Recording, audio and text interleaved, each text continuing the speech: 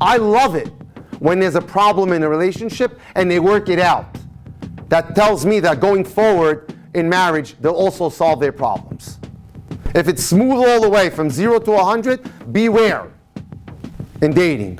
You want a little problem once in a while. It's good. And you want to see how they work through it. That's critical. Hi everyone. So we're going to start. People will come. It's fine. I just have a lot of material to cover. And if we start later, we're going to stay much later. Okay, here we go. First of all, the brainchild of this evening tonight actually was a combination. When I had the privilege to go to the Shiva for Samantha's mother, I got to meet her brother. He was a really gentleman, solid guy, and many of his friends. And they noticed, they said, "You look awfully familiar." So I said, "Yeah, you probably saw my videos running around all over the internet." "No, I think I know you from somewhere else." So I said, "You probably know me from Netflix, because I was on the show. I'm on the show now in episode 6. And I said, so we thought of this idea. How about for the Shloshim, we do something for Mom? So tonight's shiur is dedicated in memory of Leah Bat Matilda. She should have, and Nishama should have Aliyah. And the learning that we do tonight, and anything that comes out of it, which I think will be phenomenal, will all go to her zichut. How do you get into this work?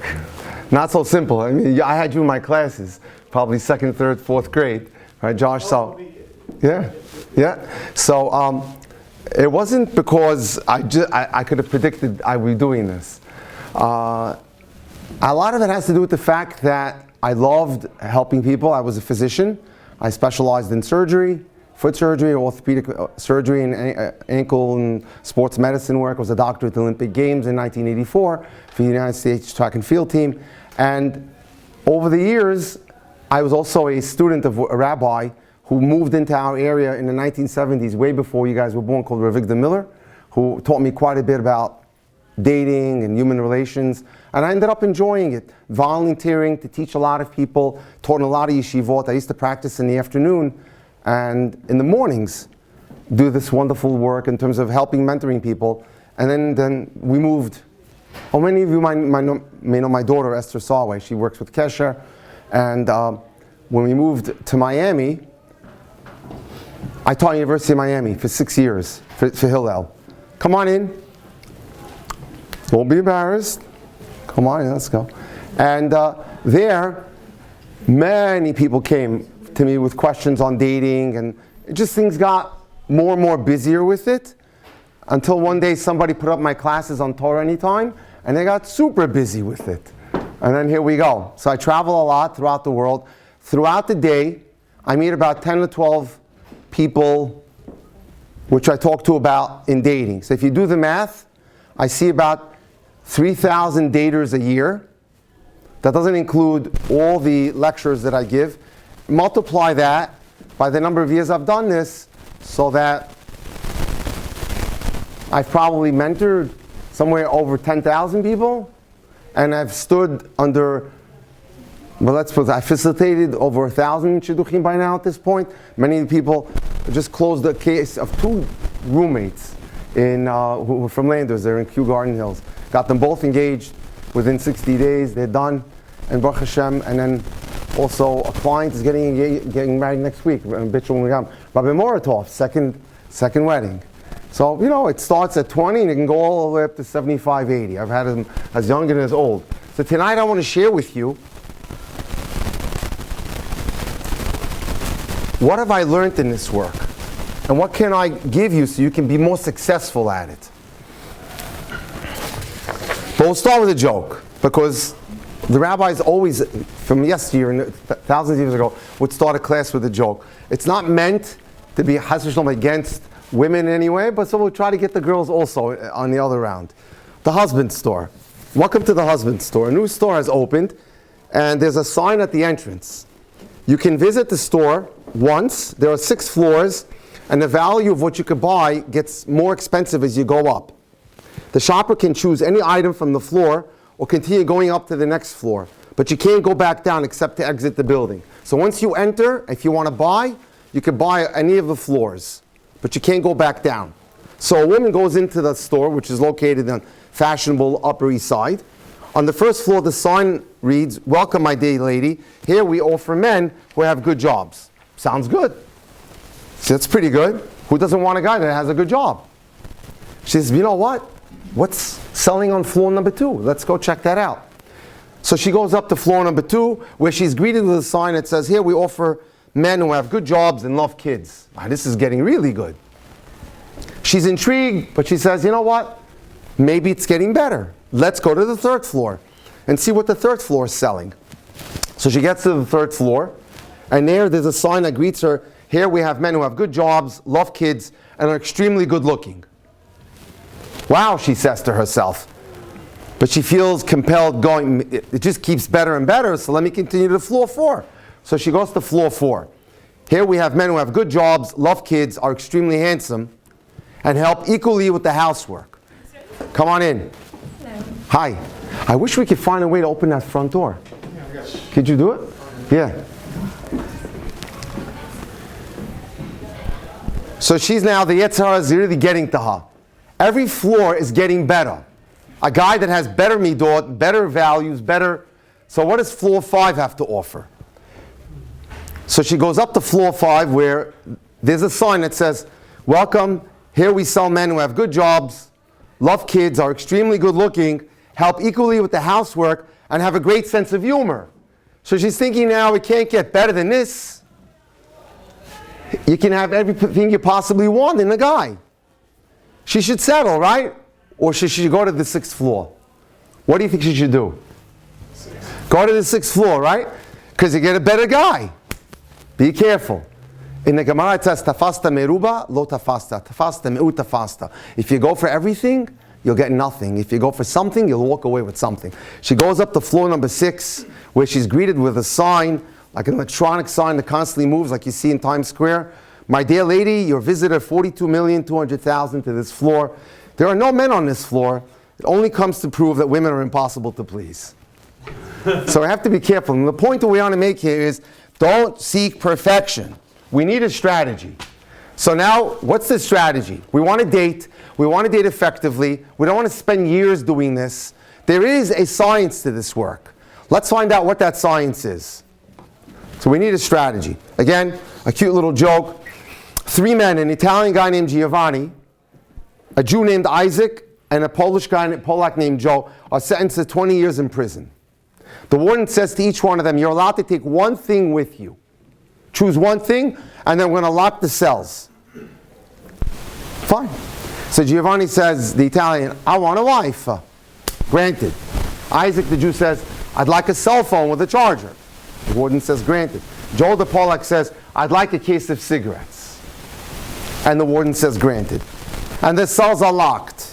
And 20 years later, they open all the cells. The Italian guy, Giovanni, comes out with his wife and he says, "Thank you very much. I have 12 bambinos. I'm so happy. You gave me a great wife and 12 wonderful bambinos." Isaac, the Jew, comes out and he goes, "I can't thank you enough, Mr. Warden. With the cell phone and charger you gave me, I called all my old friends on Wall Street. I made trades after trades. I'm a multimillionaire." So he's happy. Then they open the cell to the Polish guy. He goes, "Remember, you gave him a case of cigarettes." He comes out and he goes, "Can you spare a match?" No strategy. With no strategy, you got a problem. There is a great thinker. His name was Rabbi Dessler. He wrote something called Michtav Milyahu. And he wrote something which was fantastic. A poem. "The past is only memories. The future is only hopes. Focus on the present, for that is where your life really is." Forget about, a lot of the people who come to me and talk to me about dating are totally hung up with the mistakes that they've made in the past. And that's a no-no. Focus on where you are now and where you're going. We need to get an education on that. So, we want to change what we're doing. And the more you keep doing what you're doing the same way, you're going to get the same result. So let's start with dating. Strive to improve your character is essential in proper marriage. Come on in. While you're single, what is it that you can do to become the best version of you? Can you do chesed? Can you volunteer?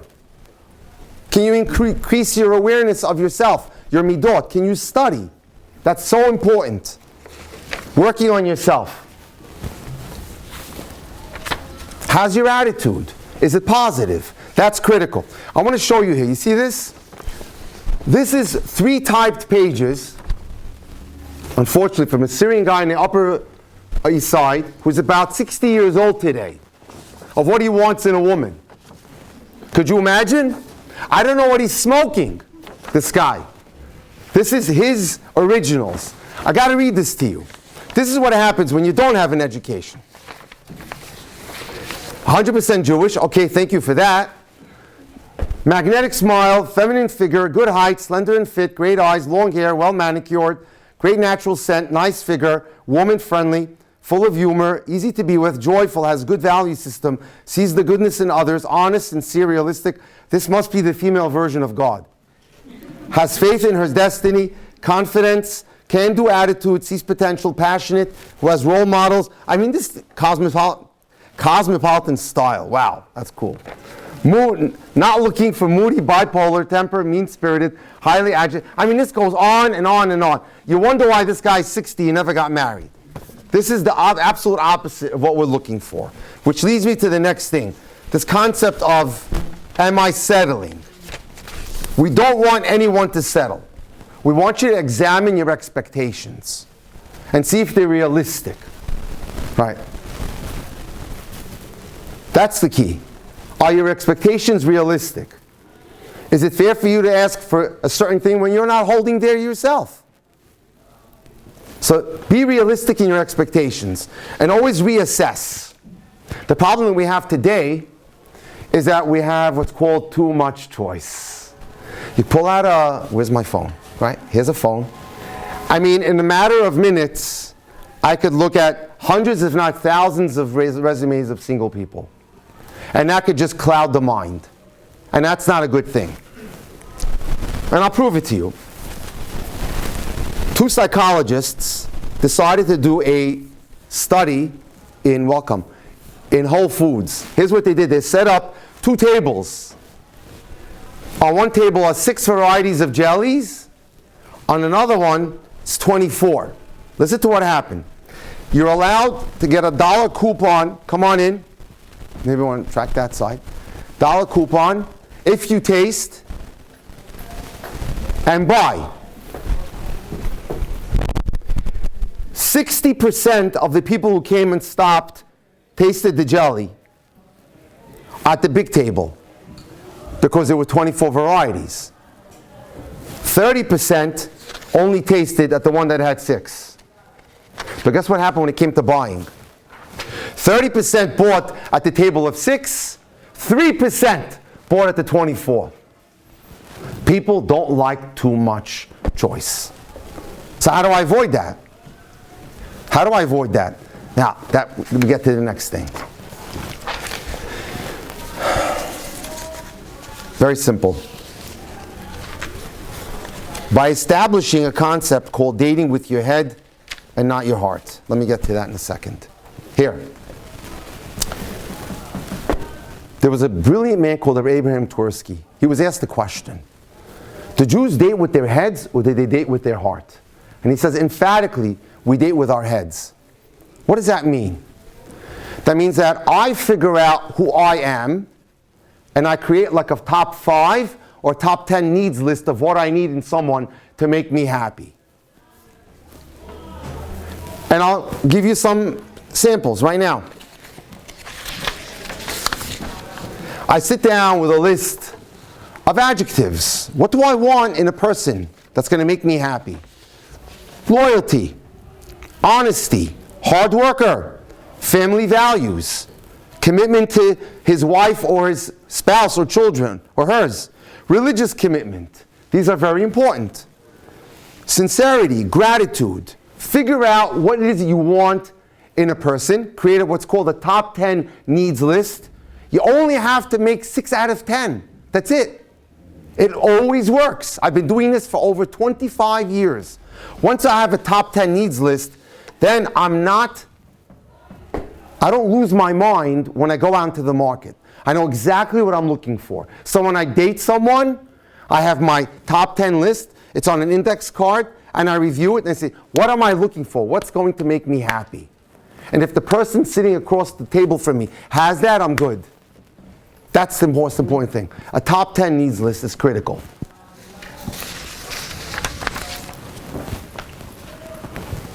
And I'll prove it to you why midot are so important. There's a lady called Gila Mandelson who was never religious all her life. She actually, completely secular. She was invited to go on a Project Birthright trip to Israel. Someone took her to an Orthodox wedding and said to her that the boy and girl never touched. And she says, no, you're crazy. That can't possibly be, not in today's era. That got her interested in discovering her Judaism. And little by little, she started to become religious. She stayed longer. And she started dating a guy who was religious. He was going to Eshat Torah. If you have gone to Israel, that's that beautiful yeshiva across from the Kotel.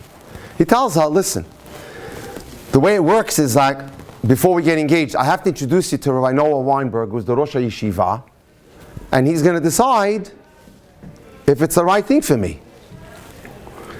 So she comes in with him, and he says to her, he's very, very happy man, amiable guy. He says, what's your name? Gila. Oh, what are you studying? Where do you go? UCLA. Perfect. Want to be a social worker? She says to her, that's interesting. And they're having a great conversation. And suddenly he asks her the magic question. Gila, give me your definition of what love is. What's love? Right? She says to herself in her diary, oh, I'm doing so well with him so far. I figured I can wing this one. She says, Rabbi, love is the feeling you have when you feel like you have that feeling. She felt like a balloon losing air. She says, I can't even define what love is. Here I am about to get married. We're going to get engaged any day now. I can't even define what love is. I got to read you what she writes. It's absolutely amazing. She says, in my humble opinion, it's depressing that I can't define what love is. And it can't be a feeling. Love can't be a feeling. Listen to what she writes. Because if it's just based on physical attraction, well, that could lead you to a lousy human being, a grown-up baby, an abuser, or someone just totally wrong for you. And even if it feels good, feelings come and feelings go. So it can't be a feeling. It's got to be more than that. And she did her own homework. She says, here's the conclusion that I came to. Love requires finding someone who's caring, loyal, patient, responsible, honest, willing to work things out, morally unshakable. Someone that I can depend on. Someone who has my back. One of the biggest problems we see today is someone who doesn't have your back. I was shocked this morning when I got a WhatsApp message from a fellow who was a principal in a major school. And you know how you look at people's WhatsApp status photos? So all the years, he had this like dream come true photo. Him, his wife, his 4 kids. He's pretty well to do. Also, he has real estate. Something's wrong. In the WhatsApp photo, he's sitting in a black shirt and black pants, and he goes, I need help in the shidduch. What happened? So I called him up. He's in Miami. 46-year-old guy now, away for the weekend. And he tells me, she just woke up. She says, she doesn't want to be married to me anymore.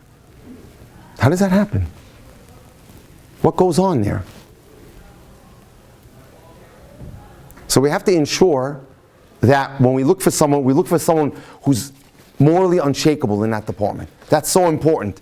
Now, she goes on, she says, I became a therapist. And I had a couple called, let's call them Larry and Linda. They were on the same page in virtually everything. They agreed on travel, politics, diet, the environment, you name it. You never saw 2 people so made for each other. They were so happy together. They were enviable as a couple. Larry and Linda are now divorced. What happened? Despite their amazing compatibility, why didn't their marriage make it? And here's the answer. Neither Larry or Linda possess the concept of improving yourself, which is part and parcel of who we are as Jews. They never saw marriage as a spiritual path, a bond to work on. Marriage is a spiritual path. That's key. And that's why a lot of you go to classes, because you want to grow and you want to become better. But when you don't have spirituality involved, you have problems. I have a couple in Las Vegas. She's 52 years old, and she walks 1.5 miles, and it can get pretty hot in the summer, to shul every Shabbat. He's not interested whatsoever. He's playing tennis, washing his car, doing his thing. 10 minutes before Shabbat, before Kiddush is on, he gets into his car, he goes to shul, and he enjoys Kiddush with her. They have a set of twins. They're about 18 years old. The police are called every 2 to 3 months to break up a fight. There's issues in that house. There's got to be a religious path. There's got to be a spiritual path. That's key. People ask me all the time, should I marry someone who's not religious like me? I mean, people got that question. I'm sure my daughter gets that question all the time. Asti, Salway. Anyway, and I say, if the divide is too great, you're asking for trouble. Because now you're not aligned, and you're not growing together. And in this world, where there's so much Yetzer Hara and so much distraction, you're going to have problems. Chacham Ovadia proves it. I'll show you how. Very few people know that he had a broken engagement. The Gadol Hador had a broken engagement. I heard this amazing story from one of his students.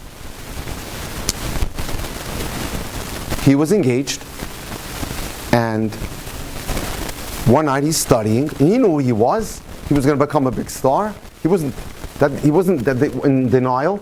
So she walks in one night, and she says, "Nu Ovadia, mata choshev na'elcha seret balayla." What do you say? Let's go to the movies. So he says to her, "Ma koreh shama?" What goes on in the movies? So at the time, Tarzan was the big thing. He goes, "Ish kofetz me'etz le'etz." You know, a guy jumping from tree to tree. So very innocently, he says to her, because he had responsibilities. He led kihilot, etc., etc. He says, I can't go. She blows a fit on him. She says, "Mat pitom, what are you talking about? When we get married, you're not going to the movies?" He goes, "No." So anyway, I'm not saying you can't go to the movies. I'm not passing judgment. But I want to show you, when you know who you are and where you're going in life, how it saves you. So 2 days later, there's a knock on the door. And guess what? She's suing him. She's suing him on what's called a mekach ta'ut. You falsely misled me. I thought I was going to marry someone who's taking me to the movies. And other things like that. So they get to Beit Din. Come on in. They get to Beit Din. And he doesn't want an embarrassment. He's a very public figure. He says, "You know what?" He tells the judges, "Let's just settle this thing. I'm going to ask Chacham Ezra Atiyah, who's the Rosh Yeshiva of Yeshivat Porat Yosef. It's that beautiful, again, yeshiva across from the Kotel. Let me clean up. I'll put all the books back. He'll give me a salary. Whatever salary I make, she can have it. It's hers." Okay, fine, settled. Telescope it. Now, that was when he was in his 20s. Go now to 2012. He passed away 2013. He was 93. So, yeah. He's 92 years old. There's a knock on the door at his house where he lived in Harnof. Many of those, I had the pleasure to go visit him a lot, pray with him, etc. Who's that? Come in. Sushi's for you? Yeah, we'll eat it after. Okay. Yeah. We'll put it on the table over here. Thank you, sir. Sorry to interrupt. Yeah. So, there's a knock on the door, and the Rabbi answers the door. A little old lady. She says, "Mizeh, tagid larishon leTzion." Tell the honored chief rabbi, "Hashiduch harishon shelo po." His first girlfriend is here, or his first shidduch. Okay?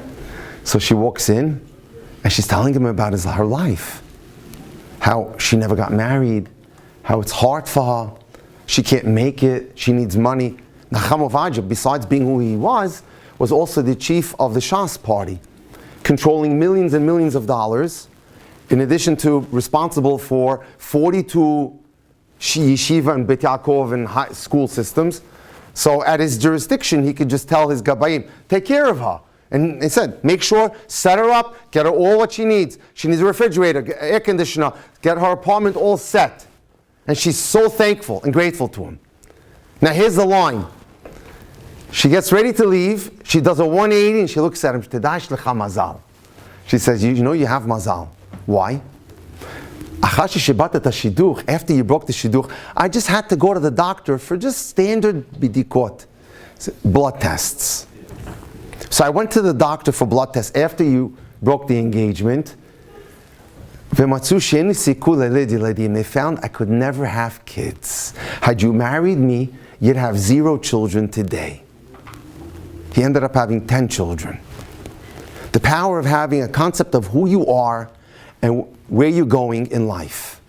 And knowing your focus and getting someone who matches your needs. That's so, so important.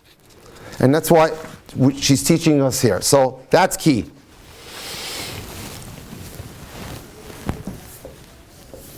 What goes on today? Why are we seeing so many divorces today? I want to get to that. Maybe I'll skip to that a little bit. What's happening? And what are they? Give me a second. What are the mistakes that we need to avoid? Hold on, just give me a second.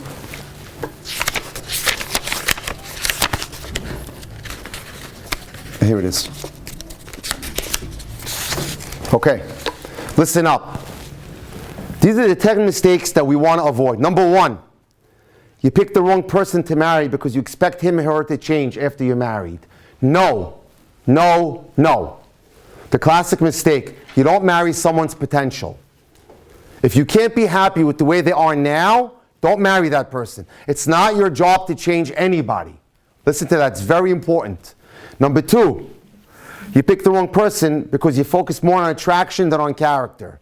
You know that's leading you. Just go to any supermarket, pick up the latest National Enquirer for the latest 90-day divorce out of Hollywood.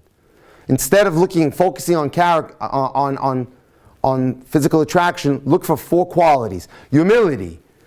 Does this person believe that doing the right thing is more important than his comfort or her comfort? Kindness. Do they give pleasure to other people? Do they give charity, for example? Responsibility. Can I depend on that person to do what they're going to do? Happiness. Does this person like himself? Very important. Next, you choose the wrong person because you don't share common life goals and values. Many people grow apart in marriage because they never bothered to discuss what their values are when they were dating. How many kids would you like to have? Up for discussion. Check their anger. Check their generosity. That's so important. Girls, there are 3 things that are fundamental. You check in a guy. Kaas, kaptan, kamtsan. Does he have anger issues? Is he cheap? And is he inflexible? Very important. These are, by me, you don't compromise on those whatsoever. Especially generosity. But I got to share a great story with you. A couple got married in Israel years ago. The grandma of the boy always gave a beautiful piece of jewelry to the new incoming kala in the family. And it was no exception. This girl, her name was Goldie. Grandma knocked on the door. She gave her a magnificent ring, even nicer than the engagement ring that her husband gave her. But it was a little big. And she was embarrassed to tell the grandma, the new grandma, that it was big. So she said, you know what, I'll just wear it, put my wedding band in front of it, dance the night away, the night of the wedding. And so they did. And now Sheva Berachot is in Netanya, in Israel, at his parents' house.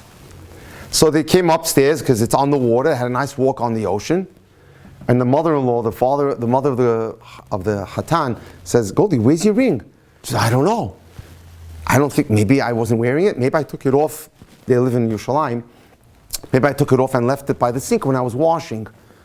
Meanwhile, the mother-in-law goes upstairs into the Hachnasat Orchim. They have a little suite up there for the and she starts rummaging through all her lingerie. The girl didn't know where to hide. She was mortified.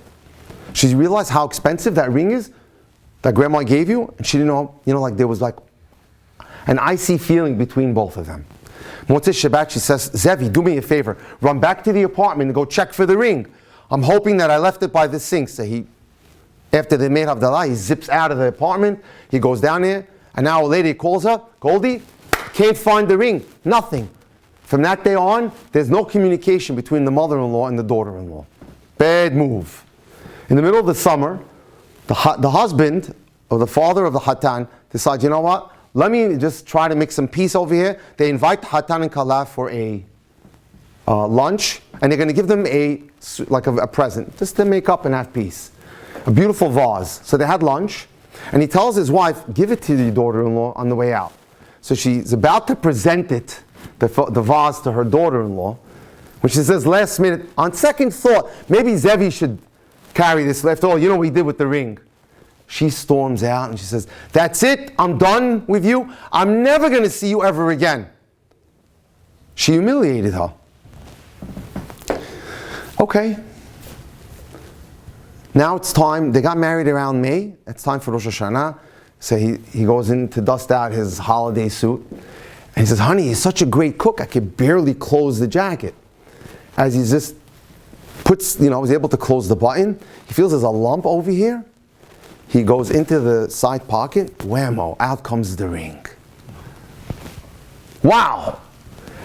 Who do you think is the first person she called? Her mother-in-law.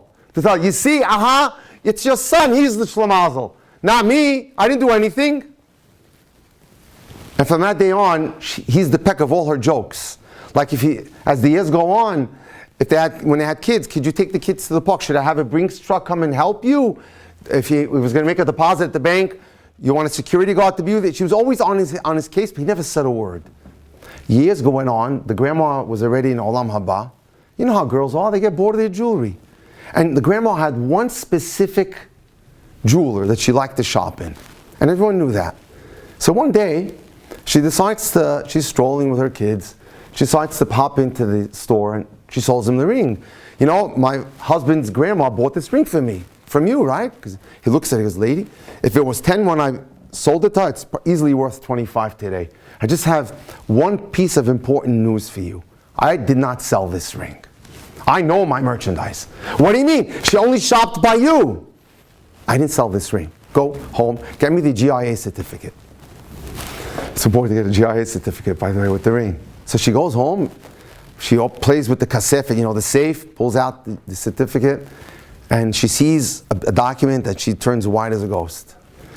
So he waits for her husband to come home. Zevi, you know how grandma bought me that beautiful ring? Sure, yeah, what happened? I'm getting bored. I decided maybe I'll just trade up for something else. Sure, sweetheart, whatever you want to do. So I went to grandma's jeweler.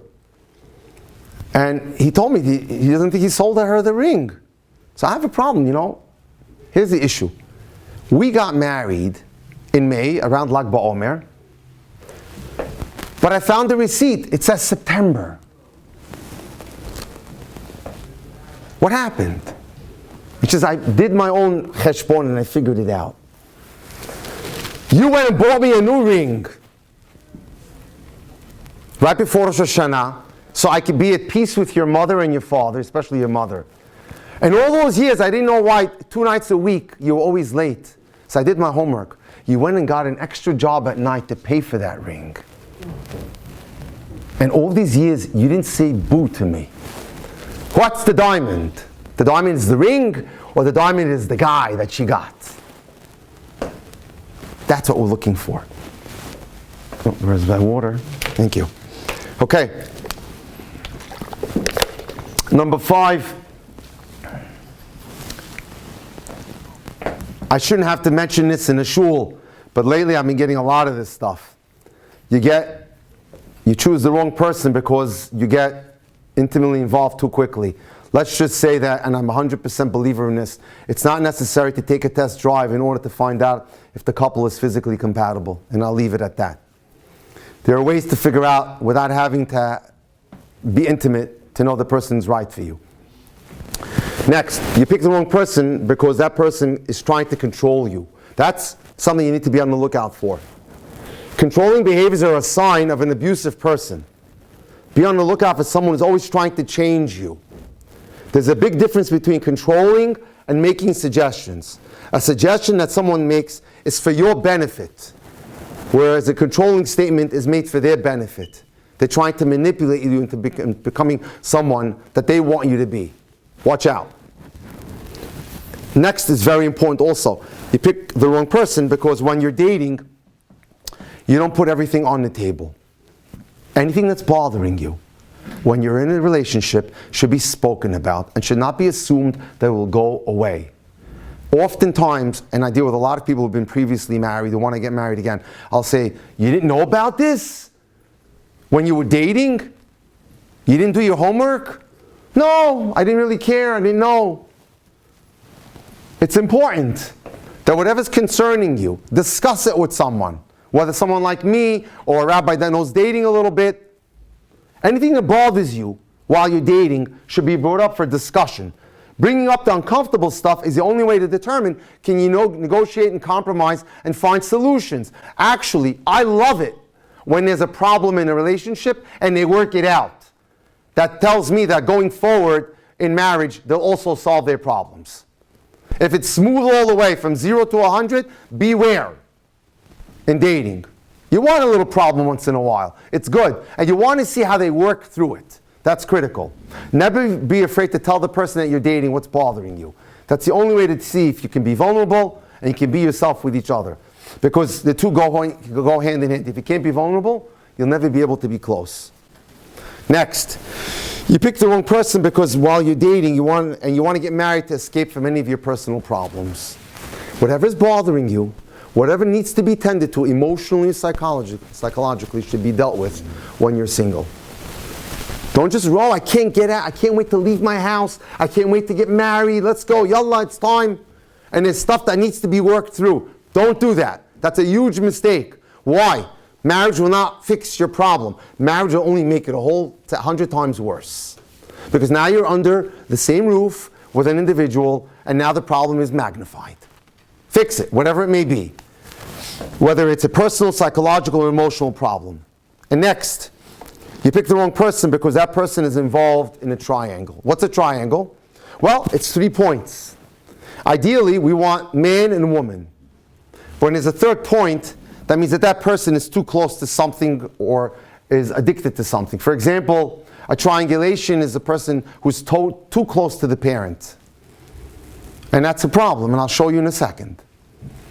Or addicted to sports, addicted to drugs, addicted to, God forbid, on the internet. Workaholic. Look around for these things. A Beis Yaakov girl came to visit me a few years ago. Married a whole 3 weeks. What happened? Well, something was wrong. After the wedding, we went to the hotel. He's on the telephone with his mother for 3 hours. That's triangulation at its worst. So be careful.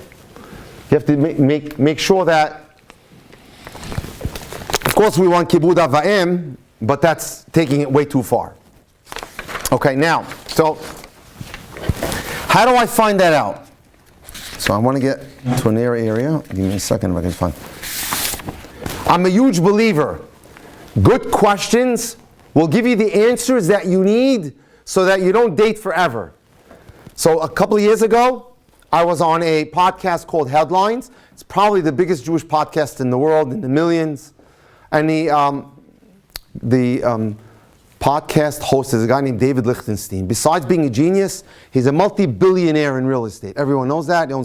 He owns properties, trophy buildings all over the city. But he loves learning and he loves doing. And he says to me, explain to us what's going on with the rash of young divorces. And I said to him, I think the problem has to be with people are not asking good, solid questions. From that, I produced a PDF called The Top 100 Questions on Dating. I'd be delighted to share it with anyone who wants it. I've sent it out to at least 20,000 people over the last few years, and I'd be happy to share it with you. And just have to get in touch with me. I'll say out my number now, 305-206-1916. If you want that, it's Dr. Jack Cohen, 305-206-1916. And I want to share some of the questions that you could use today so that you could probe a little better and not waste your time when you're dating. Question number 1, what are some things that you're proud of? It could even be overcoming a bad quality like anger. Or I got my master's in special ed. I want to know what makes you tick. What does it mean for you to be Jewish? Especially today. That means something to me. What are your goals in life?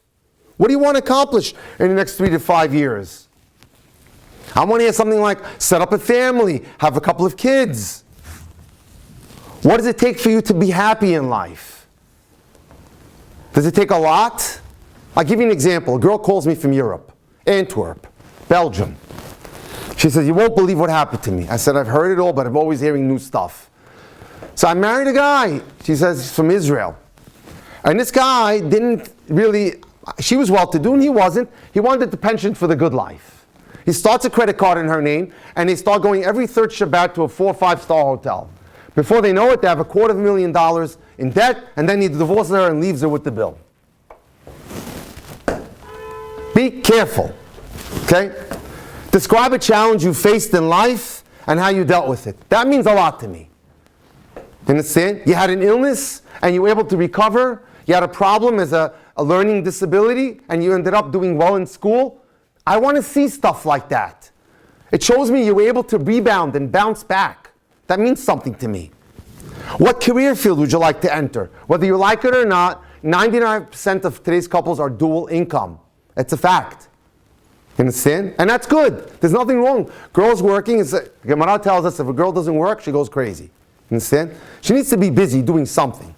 Obviously, pick something that allows you to be able to have the opportunity to be a housewife and, and take care of the kids.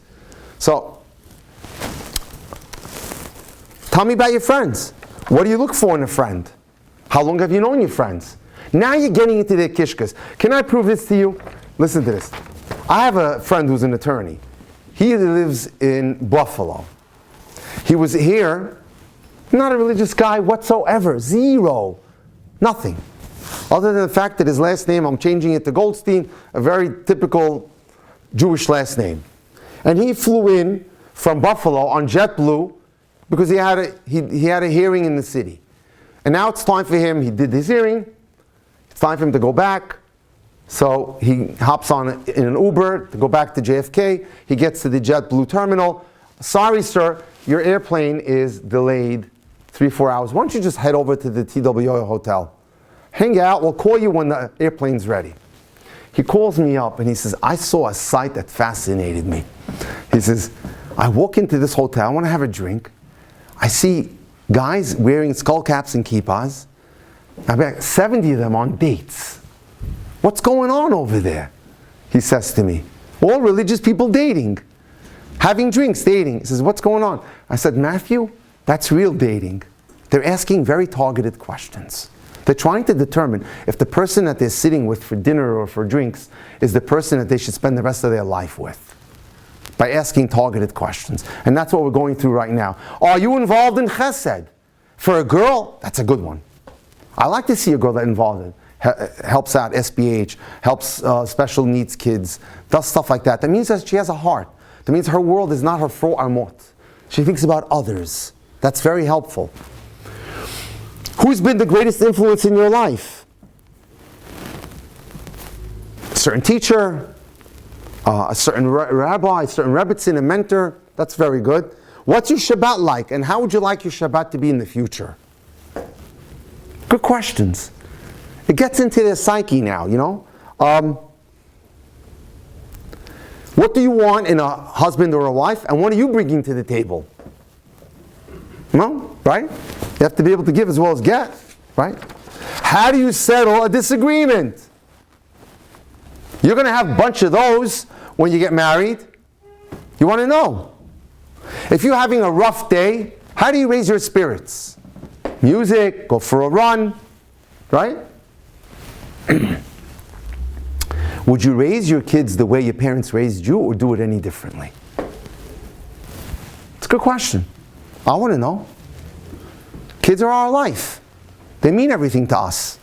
What would you do differently? What was your favorite vacation? That's interesting to me. I want to know. What kind of music do you enjoy? Do you hang out with your nephews and nieces? Describe the most adventurous thing you've ever done. If you won the lottery tomorrow, what would you do with your life? And I love it when I say nothing else. I wouldn't change it. Life would go on. That means money doesn't rule you, and it doesn't define you. That's very important. Do you have any decisions that you regret making? How would you react if someone embarrassed you in a restaurant, shamed you, humiliated you? Questions like that. And the more targeted the questions, like these questions, the better it is. The more you know you're going in the right direction. Okay. What are the ingredients for a successful marriage? It starts out good. Boy and girl, they're happy, they're under the chuppah. What happens? Where does it go wrong sometimes? And Rav Dessler writes, here's what happens. A few years go down the line and people start to think to myself, Im en ani li, mi li. If I'm not looking out for me, who's going to look out for me? Selfishness starts to seep in. I start worrying about me, myself, and I. And then Rav Dessler says, what about the rest of the pasuk? Im ani la'atzmi ma'ani. But if you're only about yourself, what are you?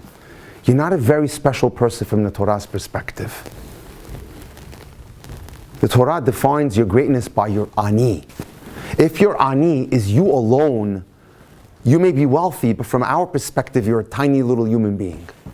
If your ani is you and a spouse, now you're bigger and better. If that includes kids, even better, more. Cousins, nephews, your shul, your community. The more people that are under your halo, the greater you are. So the result that we're telling you here is here.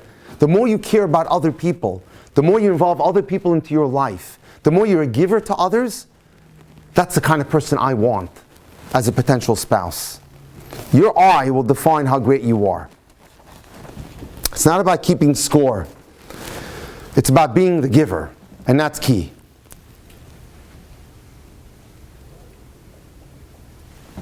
I love this line, and I want to share this with you. It's great to marry someone you love, but it's more important to love the person you marry. The idea is to choose your love, and then love your choice. But there's an emotional quotient to this too. Sometimes you have to be very smart about it. I want to share an interesting story with you. There was a seminary in Israel, and they graduated pretty smart, intelligent girls.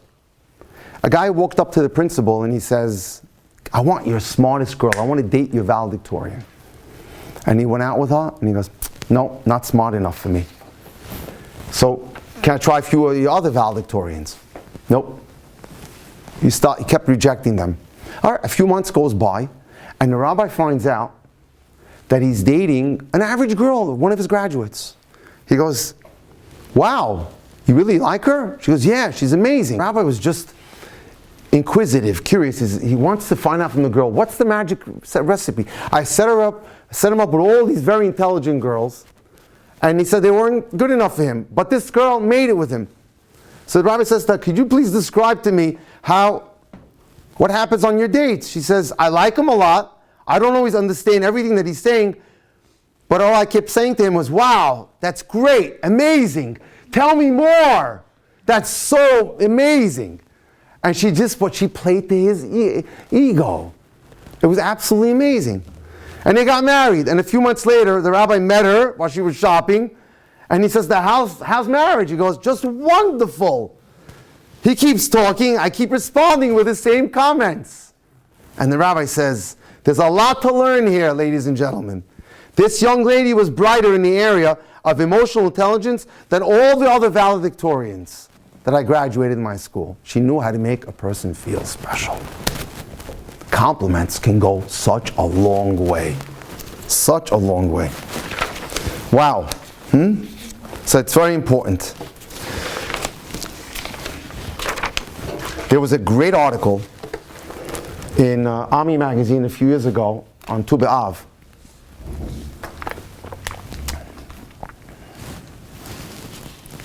By Manis Friedman. And he establishes a concept that I really believe in. And that is the man has to play the role of the mashpia, and the girl plays the role of what's called the mikabel. And I'll explain what that is.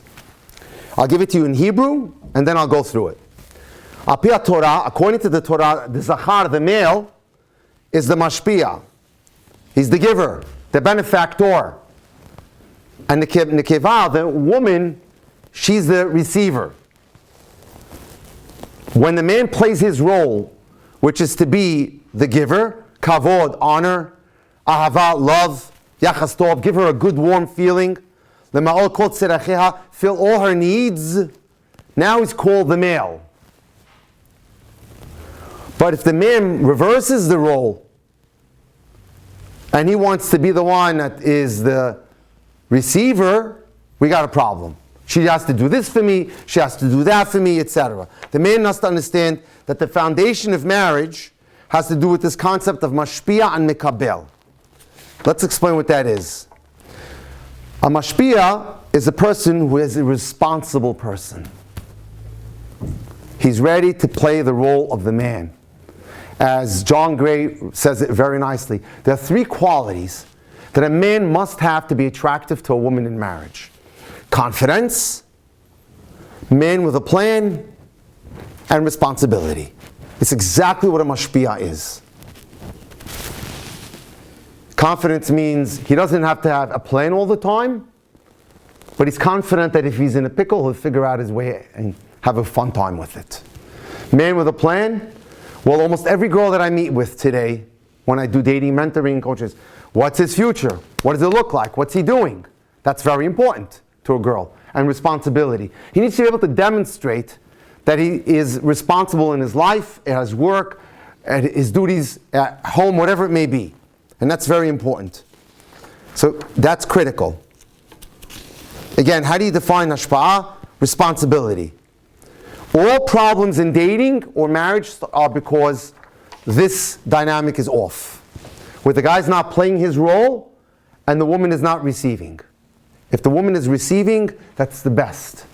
And he's able to be the giver. So I wanted to leave that with you as well.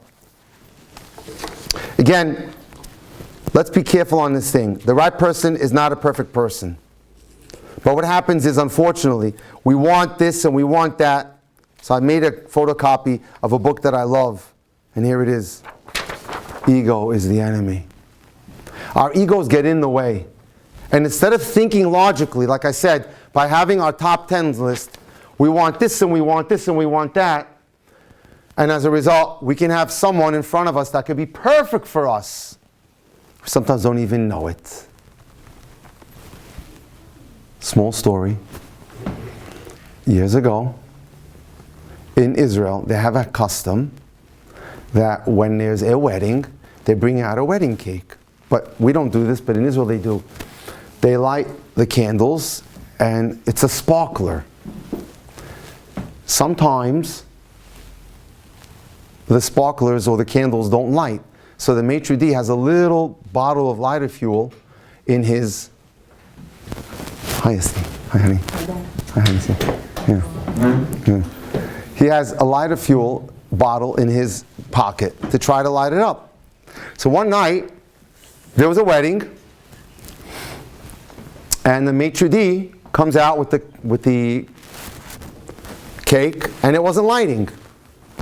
So he lit the candles with the lighter fuel. Suddenly the cake goes up in fire, and there are two young girls playing right next to the cake. One girl goes running right into the cake, and she's a ball of fire right now. Everyone's paralyzed. They don't know what to do. The photographer was a smart guy. He went to one of the tables, and he pulled the tablecloth off, and he wraps the girl in the tablecloth, and he's able to douse the fire, but not until the damage was done. There was third degree burns all over her body. And the guy who's telling the story was the son of this person, the maitre d'. And he says, I should tell you something about my father. He was an IDF officer. And he was crying like a baby because he took it personally that it was his fault. He went with her to the hospital. And he said, please forgive me. He said, you didn't do anything wrong. They went running into the cake. Don't blame yourself. So, from that story, he decided to have a thinking about his life, and he said to himself, maybe Hashem's giving me a message. He wasn't religious at all. I'll start doing tshuva. And he became religious more and more. And the years went on, and the guy says, I grew up, I went to the IDF. My father was religious, but I have nothing to do with his life. I got out of the army, I needed a job. So I was offered a job in a candy store franchise. It was Mitukim Shelanu. He says, Sweets is our name. And I was given the job to manage one of the stores. The owner himself was a religious guy. And he says to me, I know you're Chiloni, you're not religious. But you know the cadre register girl, she's a very sweet girl. She's not religious also. Why don't you go out with her? Maybe you're a good fit for each other. So they decide to go out. And it's going well. And it's about time that he wants to get engaged to her, and he asks her an amazing question. He says, I know you're not religious. How come you dress like you come from Yerushalayim? Always covered with sleeves and all the way down? She says to him that when I was 8 years old, I ran into a cake. And I got third-degree burns. I have scars all over my body. That's why I cover this way. The guy turns white as a ghost. He goes, was it a Sasson V'Simcha hole in Yerushalayim? He goes, yeah. Well, you won't believe this. My father was the maitre d' that night. I don't know if you'll ever forgive me. She says, no, it's got to be from Shemayim if this was supposed to happen. What's the chances that we will ever get to come together? So he takes her back and he introduces her to his father, who starts to cry like a baby. And he goes, wow, I felt so bad for what happened. He goes, no, don't worry, it's okay. I was taken to Europe. I had a certain hospital in Paris. Did a lot of repair on me. They get married. And they end up living in an interim with her parents. After a year, he says to her, I feel so bad. We're taking advantage of your parents. Let's go get our own apartment. I know our budget's tight, but we'll figure it out. We'll figure it out. So she says, no, don't worry about it. See, after all that ruckus, there was an insurance settlement. 4 million shekels. My parents bought me an apartment on King George, a 3-bedroom apartment waiting for us. And they moved right into it. How Hashem prepares the way, He paves the way years before, when we never know. Through Emunah, we have no idea what's going on here. So now, I'm going to just go quickly. How do I recognize the right from the wrong person? Again, in looking for a life partner, I'm looking for someone intelligence, personality, financial standing, religious values, family background, mutual goals and interests. When I date, I want someone who's a friend, someone I could talk to, someone that I can relate to, someone I can confide in, someone who listens to me, someone who understands, and someone who values my opinion, someone that I can trust, someone whose character I admire. That's very important, to admire the person. I know I told you, so I'm going to probably jump to it now. How do I know if I'm with the one? So there is a beautiful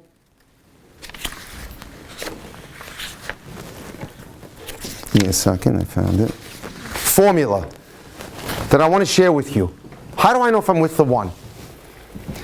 Listen up. Pair, P-A-I-R, physical attraction, admiration, emotional intimacy, and R is respect.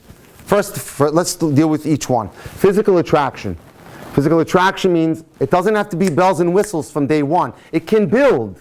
And how does it build? Through the questions that we went through before.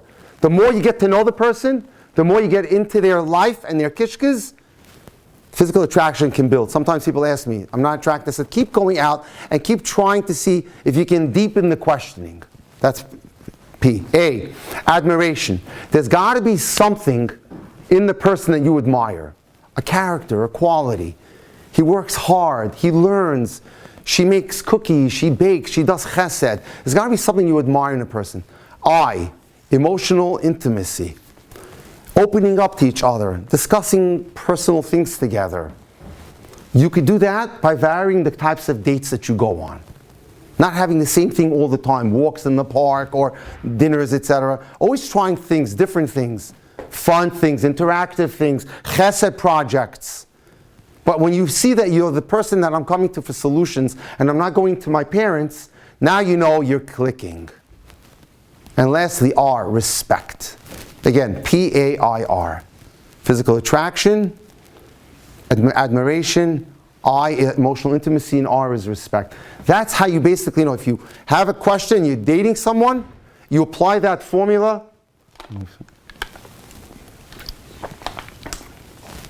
It'll help you loads. Again, search for a friend, someone you can talk to, someone who shares their life with you. Again, common backgrounds leads to common expectations. Yes, today we live in a very hodgepodge world, but basically, if you keep the background similar, same culture, this is my Rabbi Victor Miller was always big on this. He said, keep the backgrounds the same. Then, over the course of a lifetime, there's going to be disagreements. There are going to be issues. You don't want to give the Yetzer Hara more ammunition than he has.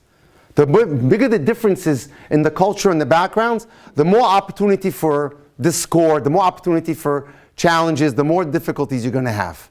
That's very important. Also, look for someone who brings out the best in you and makes you feel comfortable with yourself. Do you have to be fake all the time? Or can you be yourself? If you can be yourself, and you are yourself, and that person is pushing you, is motivating you, is encouraging you, cares about your success, asks how your test went, how did you get the promotion? That person is the person that cares about you. Then we're going in the right direction. There's so much more, but I think we've been at it a while. I'm just going to close it out. Give me a second.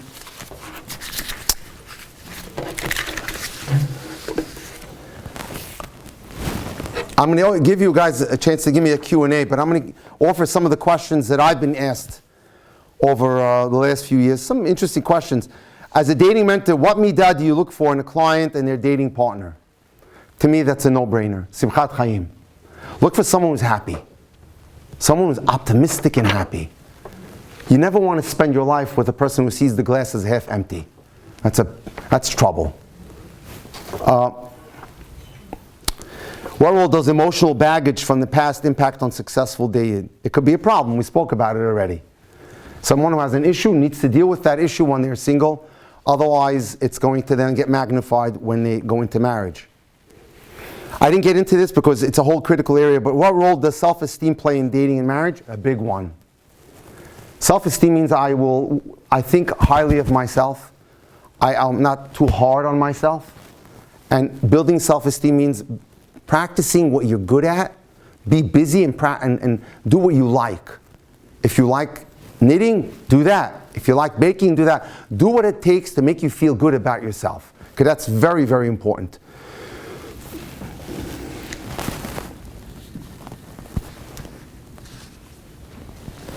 What are 3 red flags for the guys that I want to keep out in terms of girls? Watch out for a dominating personality. We spoke about the guys, right? Emotional baggage from the past and being critical or harsh. You're a smooth, soft girl. Can you marry someone on the expectations that they'll change in the future? Terrible idea. We spoke about that before. I think we'll close out on that one. I'm open to Q&A. If you have any questions to ask me, or if it's private, you can always message me. We'll send it through my wonderful daughter here, Esther Salway. Go ahead.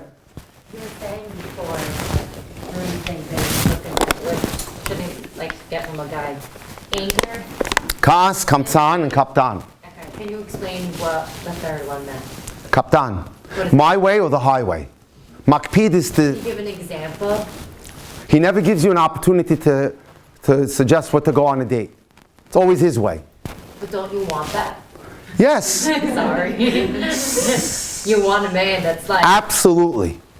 Absolutely. But obviously he's going to ask you. But your opinion doesn't matter or never taken into consideration at all. In all aspects. I just chose one area. That's what you meant in inflexibility? Yes. Okay. Any other question? Great. Okay. Thanks for coming. I'm so happy you made it. And thank you to Samantha for all the hard work. And if you have any questions, you can always reach me at drjackdating.com or send me an email. It's great. Thank you.